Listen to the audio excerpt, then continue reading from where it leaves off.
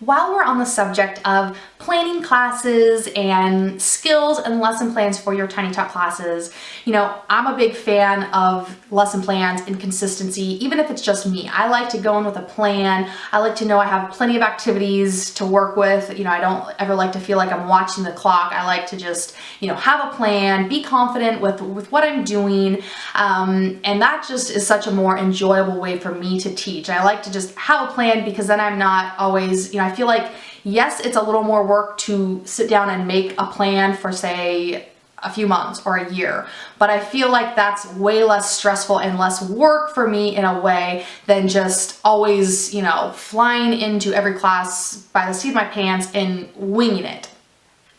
Plus, I like to, especially when we have multiple teachers teaching Tiny Talk classes, I'm a big fan of consistency because I want to know that whatever I'm marketing out in my advertising messages, and when a parent comes in or calls in or emails, whether it's me or an office person, talking to the parent, and we're discussing what the classroom experience is and what their child's going to be learning and what the process is, I want to know that we can, as a studio, deliver on those promises. And so, I'm a big fan of having lesson plans, having a plan of some sort, just so there's some consistency across teachers or across what I'm doing. Now that being said, a lot of times when I will talk to a studio owner about this subject, the fear is always that, they like the idea of the consistency, that makes sense, and having everybody on the same page, that makes sense. But I think there's this fear that, how do we make that happen without it seeming too forced or too fake? I think they're imagining like walking into the classroom and, pressing play, and there's like this voiceover that's going to be leading everybody through class, and it just becomes, like a literal Disneyland ride with just, the teacher is just this like puppet going through the motions, and, and obviously, that would be taking things to the extreme. So that's not what I envision at all. That's not what my lesson plans are like at all. And I don't think your lesson plans and your consistency in your program has to create, robotic teachers at all either. So keep in mind, and I like that we're, in the dance world, because this analogy makes perfect sense.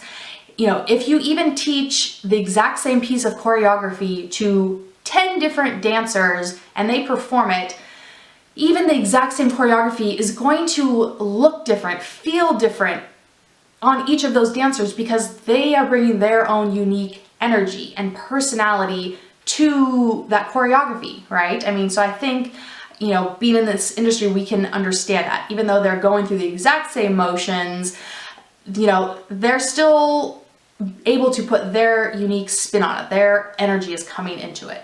And so that's how I think about it with having a plan with your Tiny Talk classes as well. Even if you come up with a plan and you have all of your instructors, basically working on the same skills, and a plan can be as loose or as tightly choreographed as you want it to be. It does not have to be, we're all doing the exact same thing. It can be this session, this month, at some point, work on these skills. And so that can lend a lot of flexibility to the teacher still when she works on each skill and how she works on each skill. You're not necessarily telling each teacher exactly what to do and how to do it if you don't want to. Or it can go, you can pick the theme and you can provide them with the themed lesson plan and a themed, playlist and themed props that are put in the room, which I find that teachers actually really appreciate, because this is just resources for them to pull from.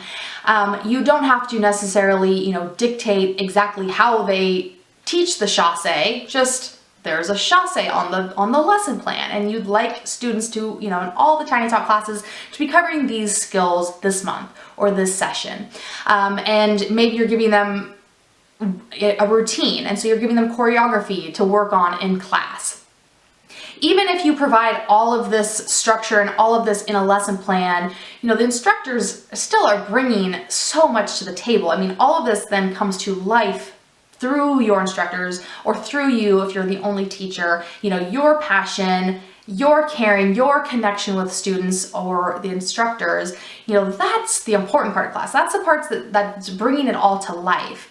And so no amount of lesson planning or choreography or themed playlists or anything like that you decide to, put into your Tiny Talk classes with the intention of providing, professionalism and consistency across a program, none of that is going to take away, the magic and the passion and the personality that your instructor, brings to the experience for students. So if that's a fear you have in, creating lesson plans or training your teachers in some way, or in creating some sort of, some level of consistency across your Tiny Talk classes, I really don't think you have to worry about that, because your teachers are still going to have so much, creative room for how they teach skills, what order they teach skills, and just generally they're bringing their, love, light, and personality into the classroom as they bring these classes to life.